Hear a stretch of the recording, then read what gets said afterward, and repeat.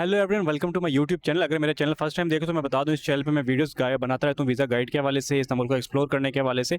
ये जो वीडियो मैं स्पेशली बना रहा हूँ उन लोगों के लिए बना रहा हूँ जिन्होंने बहुत सारे कमेंट किए थे बैंक स्टेटमेंट के हवाले से, जो बैंक स्टेटमेंट के हवाले से कंफ्यूज थे। डिफरेंट क्वेश्चन थे लोगों के यार, डिफरेंट सिनेरियोज थे। बैंक कुछ के पुराने बैंक थे, कुछ के जो है वो नए बैंक थे, कुछ का जो है टाइम ड्यूरेशन पूरा नहीं हो रहा था, कुछ के फादर अब्रॉड थे और उनका जो ज्वाइंट अकाउंट था यहाँ पे। तो वो बहुत सारे क्वेश्चन आ रहे थे। तो मैंने सोचा एक कंबाइन वीडियो में बनाता हूँ बैंक स्टेटमेंट के हवाले से। जितने भी क्वेश्चंस मुझे रिसीव हुए हैं, लोग कंफ्यूज हैं, वो सारे जवाब मैं इस वीडियो के अंदर देने लगा हूँ। तो वीडियो को एंड तक देखना ताकि आपको क्लैरिटी हो जाए चीज़ों के अंदर बैंक स्टेटमेंट के हवाले से। तो सबसे पहले तो मैं बताता हूँ कि इनकेस जॉइंट अकाउंट का क्या प्रोसेस होता है। इनकेस लेट सपोज आपका जॉइंट अकाउंट बना हुआ है और वो जॉइंट अकाउंट आपका है और आपके आपके किसी भी ब्लड रिलेटिव का, लेट सपोज आपके फादर का है, आपके फादर का और आपका जॉइंट अकाउंट बना हुआ है। फादर आपके अब्रॉड होते हैं और वो जो है वो आपको मंथली एक्सपेंस भेजते हैं 2 लाख 3 लाख, ठीक है। और जिससे आपका जो है ब्रेड एंड बटर चलता है, मंथली ग्रॉसरी वगैरह चलती है। और वही अकाउंट आप एम्बेसी में शो करवाना चाहते हो, तो उसका क्या प्रोसेस होगा। सबसे पहली बात, जॉइंट अकाउंट अगर आपका बना हुआ है उसके अंदर भी एम्बेसी में अप्लाई करने से पहले एटलीस्ट जो आपका 20 से 25 लाख है वो रुका होना चाहिए, ठीक है। वो रुका होना चाहिए। मीन्स ऐसा नहीं है कि आपने 20-25 लाख रुपया रखा अकाउंट के अंदर, स्टेटमेंट निकाली, उसके बाद आपने पैसा निकाल लिया। 3-4 महीने से पैसा इन आउट होना चाहिए, ठीक है। और जब आप एम्बेसी में अप्लाई करने लगे हैं, उस टाइम अप्लाई करने से तकरीबन 1.5 माह पहले या 1 माह पहले या एटलीस्ट 20 डेज पहले ट्रांजैक्शन होनी चाहिए 20 लाख की, 25 लाख की।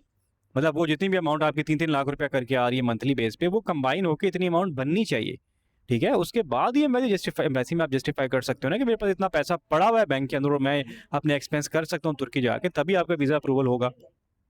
और आपने एक जस्टिफिकेशन लेटर लाजमी आपने लगाना है कि ये जो आपके जो बैंक में पैसे पड़े हुए हैं ये आपके फादर भेजते हैं बाहर से, और इससे आपकी ग्रॉसरी वगैरह चलती है, और यही पैसा आप यूटिलाइज अब करोगे अपने फर्दर एक्सपेंसेस के अंदर जो आप तुर्की जाके करोगे, ठीक है। जब तक आप जस्टिफिकेशन लेटर साथ नहीं लगाओगे, एम्बेसी को क्या पता ये पैसा कहाँ से आया, किस पर्पज़ के लिए आया, कैसे होता था, क्या होता था। वो खाली देखेंगे, बैंक से आप वेरीफाई करेंगे कि पैसा फिजिकली मौजूद है कि नहीं, ठीक है।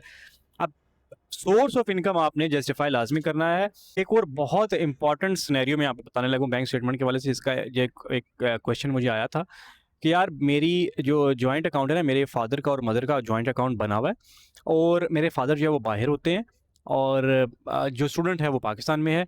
अब प्रोसेस क्या होगा, कैसे जस्टिफिकेशन होगी बैंक की, मुझे स्पॉन्सर क्योंकि सोर्स ऑफ इनकम फादर का है तो वो अब स्पॉन्सर लेटर मुझे कैसे मिलेगा, मैं जस्टिफाई कैसे करूँगा पेमेंट को, और क्या कुछ होगा। अच्छा, अब ये सिनेरियो जो है हम डिस्कस यहाँ पे करने लगे, बहुत ध्यान से वीडियो को देखना, बहुत क्रिटिकल प्रोसीजर है, लेकिन आप जस्टिफाई कर सकते हो क्योंकि जॉइंट अकाउंट है आपके फादर का और मदर का, और फादर आपके पैसे भेजते हैं बाहर से, ठीक है। तो अब आपने करना ये है कि जो बैंक तो ऑब्वियसली पाकिस्तान में मौजूद है ना, तो आपकी मदर भी जो है वो आपका बैंक में जाके आपकी स्टेटमेंट निकलवा सकती हैं, बैंक स्टेटमेंट, ठीक है। और जस्टिफिकेशन लेटर जो होगा, जो स्पॉन्सर लेटर होगा, वो आपकी मदर की तरफ से बनेगा क्योंकि आपके फादर और मदर दोनों के पास राइट है बैंक को यूज़ करने का, स्टेटमेंट निकलवाने का, ट्रांजैक्शंस करने का, सारा कुछ। तो जॉइंट अकाउंट भला दोनों का है, फादर और मदर दोनों की इन्वॉल्वमेंट है। तो अब अगर फादर मौजूद नहीं है पाकिस्तान में तो मदर जो है वो भी कर सकती है क्योंकि अकाउंट के ऊपर उनका भी राइट है। तो उन्हीं से आपका स्पॉन्सर लेटर बनेगा, उन्हीं से ही प्रूफ ऑफ जस्टिफिकेशन जो लेटर जो है इनकम का वही बनेगा, और वही जो है सारा कुछ आपका मदर जो है वो कर सकती है। अच्छा, एक और सिनेरियो यहाँ पे मैं आपको बताऊंगा। हो सकता है आपका भी सेम इशू आप लोग फेस कर रहे हो, बहुत सारे लोग कमेंट करके पूछ लेते हैं, बहुत सारे लोग नहीं भी पूछते।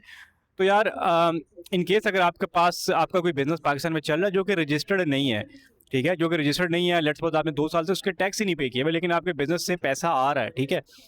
और देखो आपने वो वाला अकाउंट शो करवाना है क्योंकि पैसे आपका रैंडमली आ रहा है, पैसे का इशू नहीं है, लेकिन अब ये है कि आपने उसको जस्टिफाई कैसे करना है, ठीक है। तो सबसे पहली बात, इंपॉर्टेंट बात ये है कि जैसे आप वीज़ा फाइल करने लगते हो तो रीसेंट 1 साल का जो टैक्स है ना, अगर आप एफबीआर में पे कर देते हो और टैक्स पेयर की आप रिसिप्ट निकाल लेते हो, टैक्स सर्टिफिकेट होता है बेसिकली, वो ऑनलाइन निकल आता है।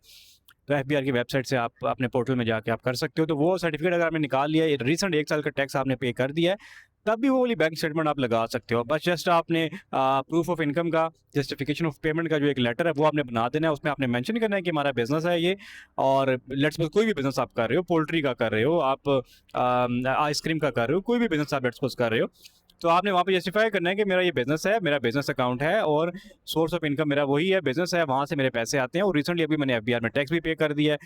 एक्टिव टैक्स पेयर अगर आप हैं और आपका सोर्स ऑफ इनकम कोई भी है, बिज़नेस है लेट्स सपोज़, तब भी एम्बेसी आपको आपका वीज़ा आपको देती है।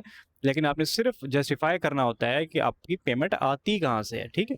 अच्छा, अगर तो आपने कोई चीज़ सेल की है, रिसेंटली कोई चीज़ सेल की है, पैसा आपने बैंक में डाल दिया, तो उसको कैसे जस्टिफाई करोगे? तो सिंपल है यार, अगर आपने कोई भी चीज़ सेल की है, इवन वो गाड़ी है, इवन वो गोल्ड है, इवन वो प्रॉपर्टी है और कोई भी चीज़ है, ठीक है? तो वो आपने अगर सेल की है, पैसा आपने बैंक में डाला है, इमीडिएट ट्रांज़ैक्शन हुई है, ऑब्वियसली बड़ी ट्रांज़ैक्शन जब भी बैंक में होती है तो एम्बेसी सस्पिशियस फ़ील करती है कि इतनी बड़ी ट्रांज़ैक्शन हुई कहाँ से, कैसे पैसे आए? मोस्टली लोग क्या करते हैं, किसी से पैसे बोरो करके बैंक में डाले और बैंक स्टेटमेंट शो करवा दी, लोग ऐसे भी करते हैं। तो एम्बेसी को पता है इन सारी चीज़ों का। तो इन केस तो अगर आपने वो वाला सिनेरियो किया है, किसी से पैसे बोरो करके बैंक में डाले हैं, तब भी आप सेल डीड लाज़मी बनाओ, कोई भी रैंडमली किसी भी चीज़ की आप बना लो।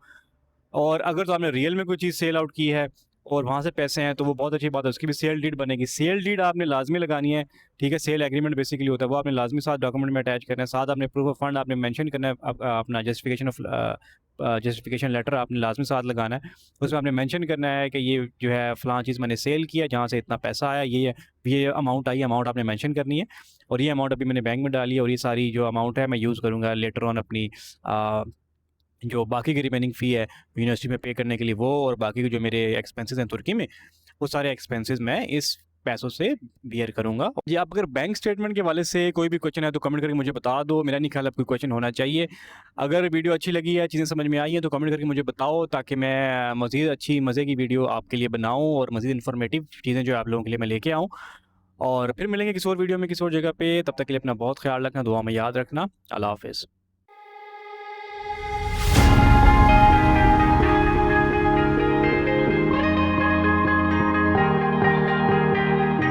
I am